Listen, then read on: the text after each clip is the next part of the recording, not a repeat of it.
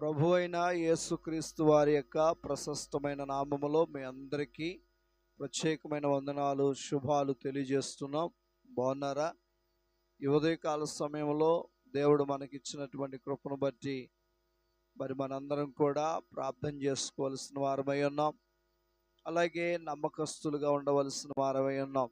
కనుక ప్రియమైన బిడ్డలారా, ఈ ప్రజలు మనస్తత్వాలు చూస్తుంటే చాలా ఘోరాతి ఘోరంగా ఉంటూ ఉన్నాయి. మరి ఎలా బ్రతకాలి ఏంటో అర్థం కానటువంటి పరిస్థితుల్లో ఉన్నాయి. అయినప్పటికీ వాక్యం సెలవిస్తూ ఉంది చాలా స్పష్టంగా. కీర్తన గ్రంథం 37వ అధ్యాయం, దీనులు భూమిని స్వతంత్రించుకొందురు, బహుక్షేమము కలిగి సుఖించెదరు. ఇటు సమయంలో వాక్యం ఏం చెప్తుందంటే దీనులుగా ఉండమని చెప్తుంది.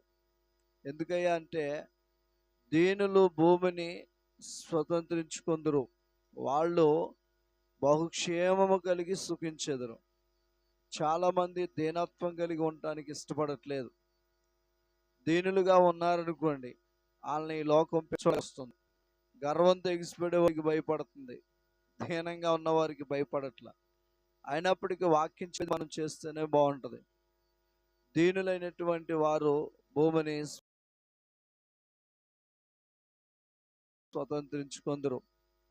యోసేపు పోతీఫర్ ఇంట్లో ఉన్నప్పుడు తన భార్య ఎన్నో మార్లు ఎన్నో ఇబ్బందులు కలిగించినప్పటికీ దీనుడిగానే ఉన్నాడు. మరొక ఉద్దేశం కలిగి, మరొక తలంపు కలిగి లేడు. ఈ మాటలు అర్థమవుతున్నాయా? నీ చుట్టూ ఎన్ని పరిస్థితులు అలముకున్నా దీనుడిగా ఉంటే నీవు భూమిని స్వతంత్రించుకుంటావు. అలాగే బహుక్షేమము కలిగి సుఖిస్తావు. నీకు క్షేమం కావాలంటే దీనుడిగానే అరవనీయాల్ని. అరిసిన వాళ్ళు ఎంతవరకు అరుస్తారో వాళ్ళే ఇబ్బంది పడతారు. వెర్రి కేకలు వేయటం వల్ల గొల్యాతే ఇబ్బంది పడ్డాడు. దీనుడిగా ఉన్న దావీదు గెలిచాడు. ఆయనే భూమిని స్వతంత్రించుకున్నాడు, బహుక్షేమంగా ఉన్నాడు. ఈరోజు నీకు కావాల్సింది దీనత్వం. అది అడుగు, దీనుడిగా నన్ను చెయ్యయ్యా అని ప్రార్థన చేసుకుందాం. పరిశుద్ధుడా, ప్రేమ కలిగిన దేవా, ఉదయకాల సమయంలో దీనులుగా ఉంటే భూమిని స్వతంత్రించుకుంటారని మాట్లాడారు. కనుక మేము దీనత్వం కలిగి జీవించడానికి సహాయించి ఈరోజు ఉన్న ప్రార్థనలో ఆరాధన మీ చేతులకు అప్పగిస్తూ, ప్రయాణాల్లో తోడుగుండండి.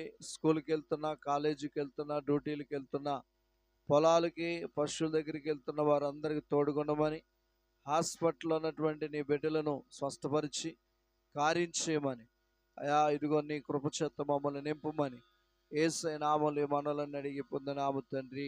ఆమేన్. God bless you. Thank you all. అందరికి వందనాలు.